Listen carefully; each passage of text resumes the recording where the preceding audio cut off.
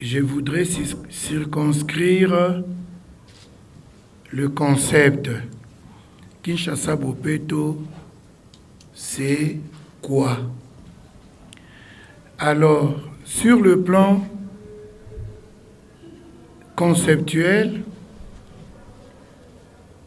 à la session du gouverneur Jean-Tini Ngobila au pouvoir dans la ville de Kinshasa, et bien avant cela, pendant que nous étions en campagne, un constat amer était dressé autour de la ville de Kinshasa. Vous le savez, nous sommes une mégalopole autour de 17 millions d'habitants, parce que nous n'avons pas eu encore d'autres évaluations, mais en faisant des interpolations sur les données de la Banque mondiale, on se retrouve aujourd'hui à dire, voilà, Kinshasa est entre 16 à 17 millions d'habitants. Et ces 16 à 17 millions d'habitants produisent journalièrement 9000 tonnes d'ordures. Nous avons un professeur suffisamment connu, le professeur Biey, qui nous a mis ces ordures-là dans un diagramme. Et ce diagramme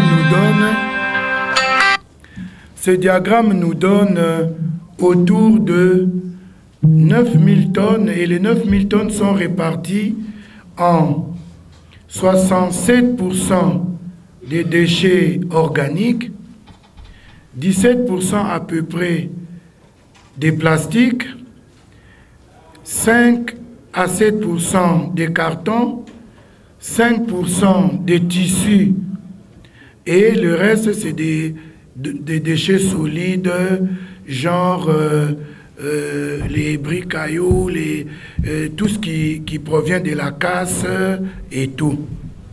Alors, nous avons trouvé une ville, au fait, qui croulait sur ces 9000 tonnes de déchets journaliers. Et ces déchets n'étaient levés qu'autour de 5%. Donc, vous vous rendez compte, aujourd'hui, nous produisons 9000 tonnes, c'est juste 450 tonnes à peu près, que 450 tonnes qui est levée. Et le lendemain, nous produisons encore 9000 tonnes, c'est 450 qui est levé. C'est ainsi que vous avez vu notre ville commencer au fait à stratifier les déchets. Donc, vous arrivez dans un marché, hein, les vendeuses sont sur 2 mètres, 3 mètres de déchets, parce qu'on entasse et les déchets se stratifient. Il était question pour le gouverneur de se dire, mais quel est le grand défi que nous devons lever? Et il a opté pour le défi de la propreté. Que Kin, qui était Kin Label, reprenne ce nom-là de Kin Label, au lieu que nous restions dans le triste surnom de Kin la poubelle. Que faire? Il y a eu des analyses. Bien sûr, la thématique Kinshasa Bopeto est née, mais nous avons constaté une chose, que tous les déchets, que les ordures qu'il y avait dans notre ville n'étaient qu'une conséquence de la manière dont nous nous comportons par rapport aux déchets que nous produisons, parce que, bon, le déchet, c'est un bien qui nous a servi et dont nous n'avons plus besoin. Comment nous nous comportons? Et là, le défi était de se dire, attaquons la mentalité. C'est ainsi que Kinshasa Bopeto, si vous voulez bien définir Kinshasa Bopeto, vous direz avec moi que Kinshasa Bopeto est un défi de changement de mentalité.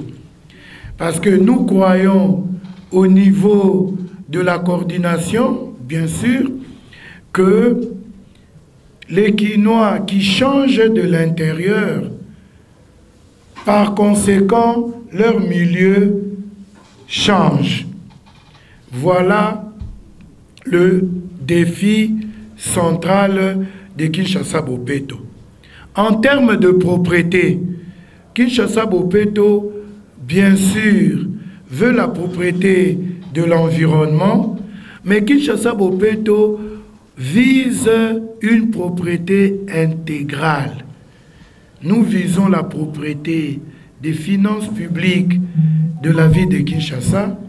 Nous visons la propriété dans la façon, dans le comportemental des fonctionnaires, abattre la tracasserie, les faux documents, la corruption, le népotisme, le clientélisme, le tribalisme, tout cela rentre dans le package Kinshasa-Bopeto.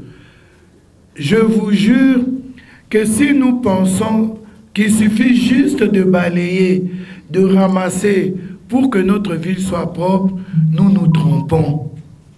Parce que la cause restera.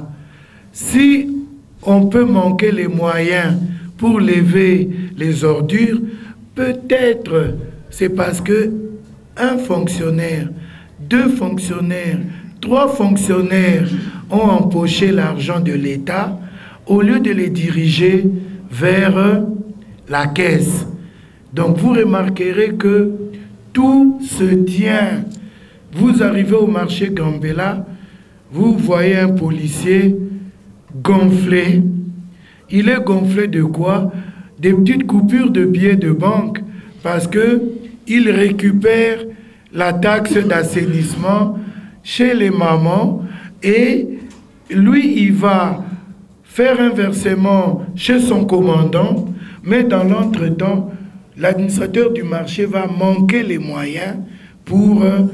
La quinoise et le quinois se disent « je veux changer pour que mon environnement change ». Cet engagement, on le voit. Et en ce qui concerne les ordures qui traînent, en ce qui concerne l'insalubrité qui existe encore, nous pensons que avec les résultats de ce changement qui vient, de plus en plus, nous avons quand même des lieux qui prospèrent dans la propriété et qui contaminent. Cette propriété va envahir les lieux les plus sales. Quels sont ces lieux qui prospèrent dans la propriété? Je peux vous donner l'exemple. Nous avions travaillé, disons, le gouverneur sur toute la commune de la Gombe. Et aujourd'hui, nous recevons des félicitations par rapport aux poubelles posées, par rapport au comportement. Parce qu'au début, il y avait des poubelles, mais des mauvaises pratiques de jeter à un demi-mètre de la poubelle. Mais là, nous voyons les habitudes changent et nous évoluons vers la propriété par rapport à ces centres de rayonnement. Vous pouvez aller à Kitambo Magasin, qui est aujourd'hui un site propre à devenir. Vous trouverez la tente de pérennisation, vous trouverez les riverains qui font des réunions pour s'approprier de la propriété de cet endroit. Vous pouvez aller à Rond-Point Gaba jusqu'au Triangle. Vous verrez aussi cet effort d'appropriation. Et ces expériences-là sont à répliquer dans tout Kinshasa dans les jours à venir. Parce que la propriété n'est pas que l'affaire du gouverneur Jean-Tini Ngobila, c'est l'affaire de tous, partout et par tous. Dernière question, quelles sont les mesures à mettre en place pour renforcer la conscientisation du Quinois par rapport à la propriété? Les mesures sont là. Je vous dirais par exemple qu'à cette rentrée, nous préparons un chapitre, selon les instructions de son Excellence, Monsieur le Gouverneur, à introduire dans le cours d'éducation à la citoyenneté. Parce que nous croyons que les enfants peuvent apporter les prémices de la culture Bopeto dans les maisons pour pousser aussi les parents à dire ce que je suis en train de faire là. Hein? Mon fils n'acceptera pas, ma fille n'acceptera pas. Et moi, en tant qu'éducateur, si je l'ai fait, qu'est-ce que je dirai à mes enfants? Donc, il y a ça. Il y a aussi la brigade qui est en train d'être installée. L'arrêté a été déjà signé par monsieur le gouverneur, son excellence monsieur le gouverneur, et madame la ministre de l'Environnement est sur un travail qui sera présenté dans les prochains conseils des ministres pour que la brigade soit effectivement créée et commence à lancer le côté contrôle, le côté coercition. C'est ce côté-là qui manque pour décourager les inciviques.